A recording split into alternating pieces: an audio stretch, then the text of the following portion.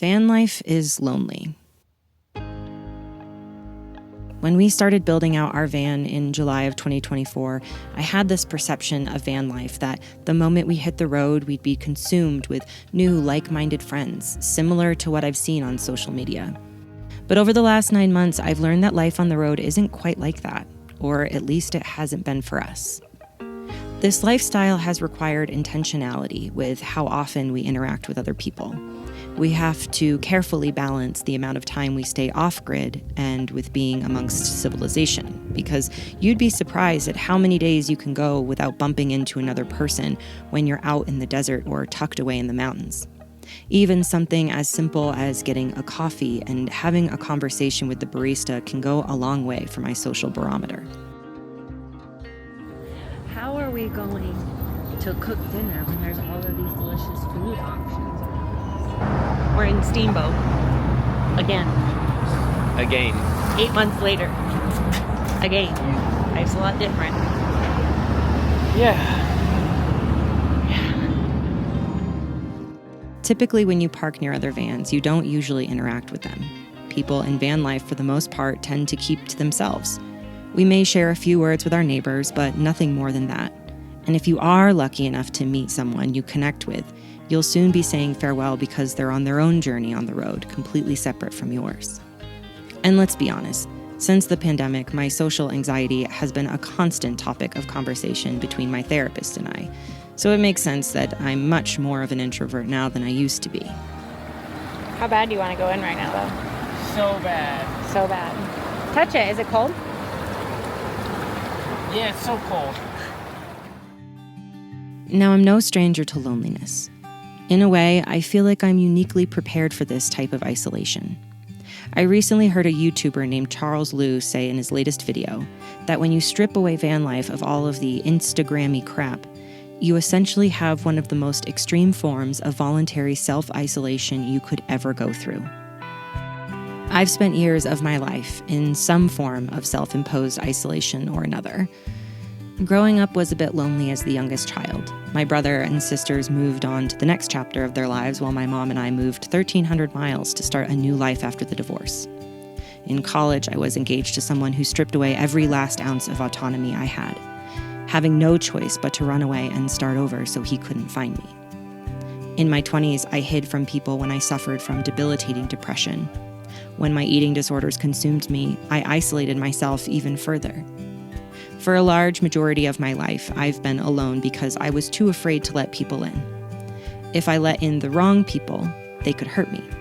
And if I let in the right people, well, then I'd have to face the truth that I have to do the extremely difficult work of recovery and healing. And who wants to do that, am I right?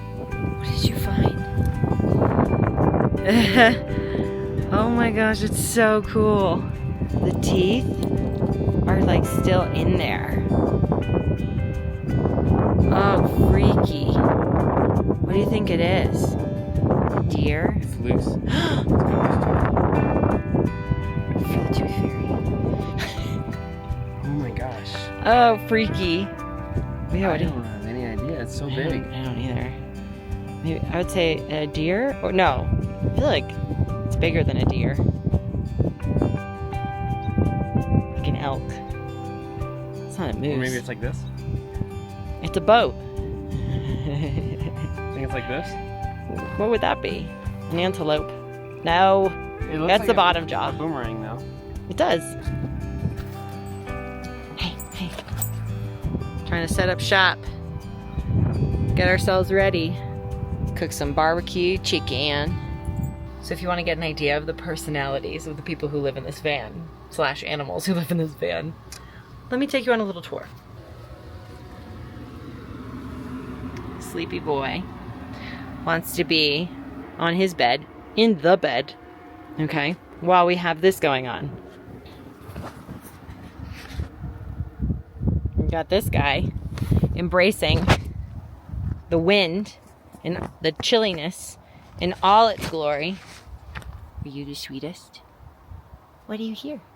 We've got Jason in his element over here. Hey! With the most glorious fire there ever was. I mean, that's a pit if I ever seen a pit. It's a nice pit. Woo! Smoke is attracted to beauty, so they say. Going that way. Oh, okay, well. Oh, it's going this way now. Ugh, dang it. Now you've got me with the camera just kind of doing everything, because that's what I'm feeling. I've been feeling as though the universe has been trying to tell me something lately. Certain words keep popping up like hidden messages or little love notes from a higher power. I was on a call with other content creators as we spoke about the loneliness of young boys who are seeking communities in the wrong online places. I spoke with a friend who shared about the loneliness she was feeling despite being amongst so many people. All the while, I've been silently struggling with a certain type of loneliness, knowing before all of this that it was something I wanted to write and share about in some form or fashion. The loneliness I'm battling at the moment is due to a lack of community, one I so desperately long for.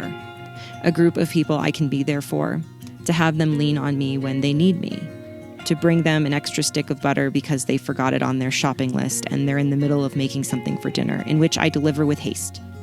People I can bring over soup when they're sick or watch their kids when their babysitter bails at the last second on date night. People I can turn to and say, hey, I'm having a hard day. Can we sit and eat ice cream on the couch in silence? And they simply ask what flavor. When it comes to van life, I think it's actually a lot more lonely than is portrayed on social media. And that's okay. I'm truly lucky to be able to travel with my best friend and our dogs, who all three make me feel a lot less lonely in this incredibly lonely world. Because it's not just van life. We're in a loneliness epidemic. Social media, remote work, the prolonged after effects of the pandemic. It's easier now more than ever to go through the day without hearing the sound of your own voice. Writing for me has been a way to combat the loneliness, to share and probably sometimes overshare about my struggles so other people don't have to feel so alone in theirs. That even from afar, we can be strung together by an invisible string and be in our loneliness together. Because as Ted Lasso said in season 1 of the greatest show of all time, I promise you, there is something worse out there than being sad, and that is being alone and being sad. Ain't nobody in this room alone. I'm not exactly sure what it is I'm supposed to be learning right now from those little love notes from the universe.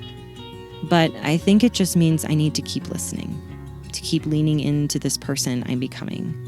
The woman who writes about big feelings, so that way maybe one person out there can feel a little less alone in their own pain. Because I certainly don't want to be sad and alone. And I don't want anyone else out there to be either. So I guess all this to say, if you're watching this and have been feeling sad, know that ain't nobody in this room alone. I'm here, and I see you. We can be sad together. And with that, I'll see you all next time.